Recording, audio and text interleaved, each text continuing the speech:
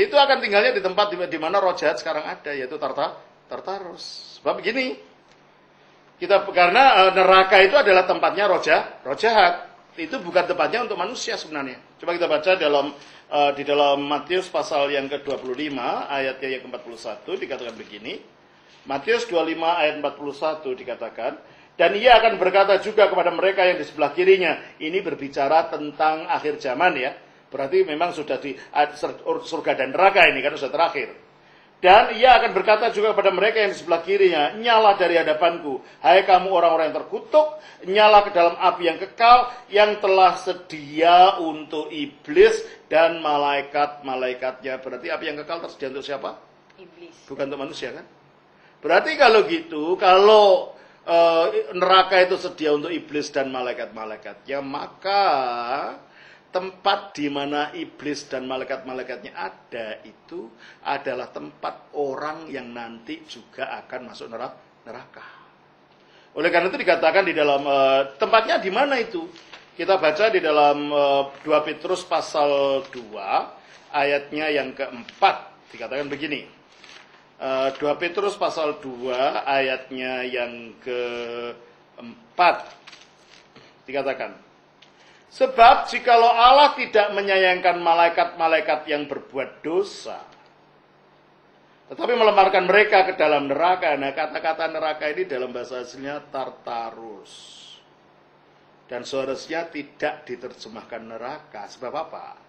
Sebab ke dalam neraka dan dengan demikian menyerahkan ke dalam gua-gua yang gelap untuk menyimpan mereka sampai hari penghakiman. Loh, bagaimana sudah masuk neraka, hari penghakimannya aja belum. Dan di situ adalah tempat penyimpanan. Ini dalam bahasa asli. Itu Tartarus. Jadi bukan yang diterjemahkan neraka ini Tartarus. Ini adalah tempat penantian yang digunakan untuk menyimpan roh-roh jahat yang jatuh ini, roh-roh malaikat yang jatuh ini sampai nanti hari penghakiman. Berarti baru ada neraka nanti dong. Berarti kalau ini bukan neraka dong. Ini persiapan untuk neraka. Nah, karena neraka itu adalah tempatnya roh iblis dan roh jahatnya, malaikat-malaikatnya, dan malaikat-malaikat yang jatuh itu ada di tempat ini yang namanya Tartarus ini. Berarti kalau begitu orang-orang yang masuk neraka juga tempatnya di situ. Dikuasai oleh iblis. Iblis yang berkuasa atas maut, kata Ibrani 2 ayat 14. Jelas ini ya? Nah, kalau begitu sekarang pertanyaannya, oke. Kita berbicara tentang surga dan neraka, kita sudah tahu definisinya. Neraka adalah tempat kita jauh dari Allah, akhirnya kita berada dengan roh-roh yang jatuh ini. Definisinya surga adalah tempat di mana kita menyatu dengan Allah. Kristus mempersiapkan dalam pengertian Kristus dalam tubuh kemanusiaannya ini mempersiapkan orang yang punya tubuh manusia yang nanti akan bangkit, akan menyatu di mana dia ada. Sehingga di mana Kristus duduk, kita duduk juga. Dan secara posisi, bukan secara realita, secara posisi kita ini sudah duduk di sana bersama Kristus. Bagaimana bisa itu? Ya, karena kita lihatnya secara rohani. Jadi karena melalui baptisan kita disatukan dengan Kristus, saya gambarkan seperti tangannya saudara Sirli tadi. Di mana saudara Sirli ada, disitulah tangannya berada. Disitulah hidungnya berada. Disitulah jarinya berada. Disitulah rambutnya berada, kan gitu. Nah, demikian juga ketika Kristus ini duduk di sana, kita baca di dalam Efesus pasal 1 ayat 6 ya. Di dalam Efesus pasal 1 ayatnya yang ke-6, Alkitab mengatakan kita demikian.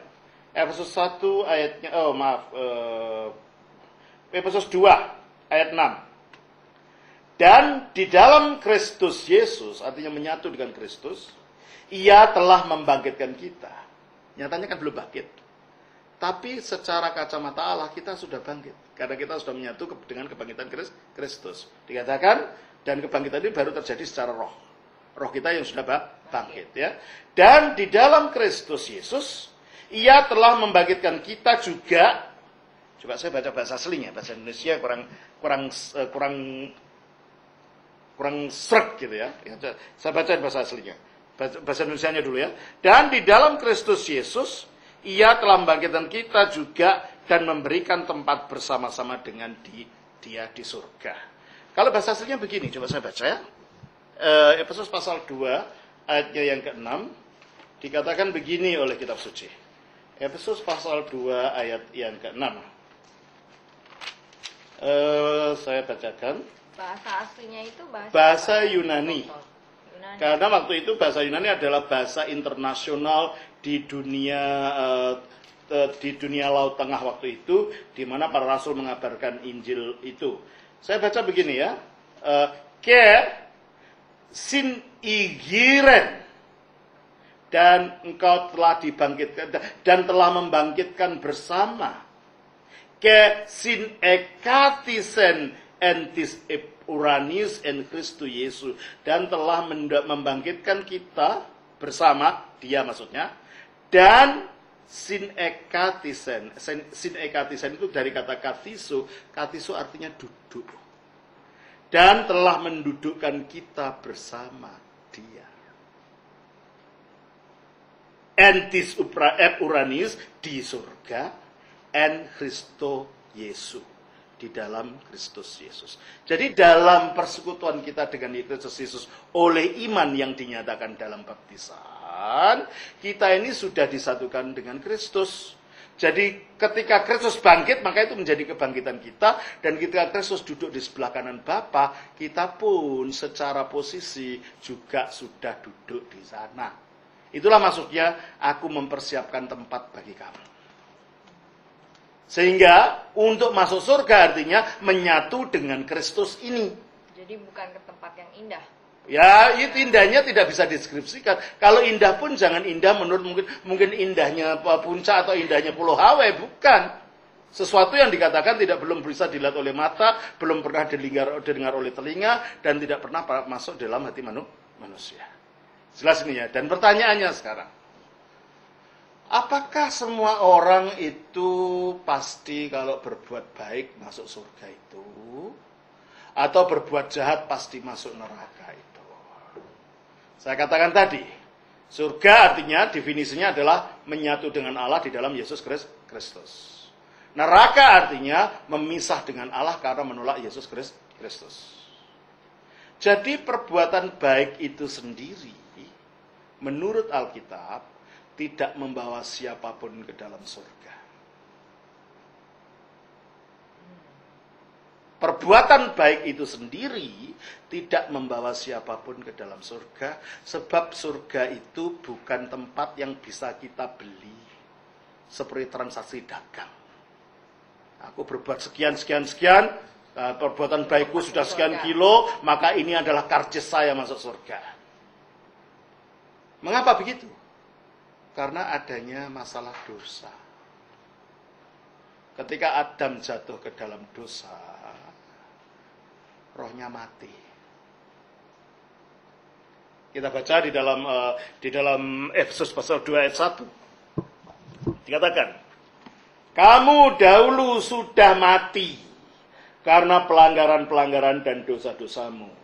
Jadi orang-orang Efesus ini, ingat surat Efesus, ini sebelum percaya pada Kristus dikatakan mati oleh pelanggaran dan dosa-dosa. Nah, kalau mati pelanggaran dan dosa-dosa, mengapa mati? Karena di dalam Efesus pasal 4 ayat yang ke-17 dikatakan begini, ayat 18. Dan ayat saya baca mulai ayat yang ke-17 18.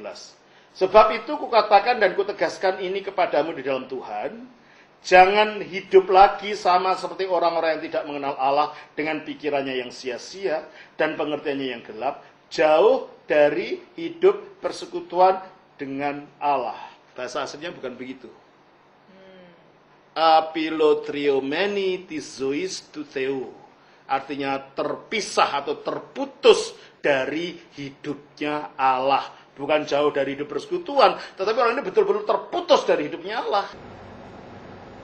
Nah, padahal kalau ke surga itu adalah menyatu dengan Allah, menyatu dengan hidupnya Allah melalui Kristus Yesus. Dan orang yang di luar Kristus, yang menolak Kristus, itu terputus dengan hidupnya Allah.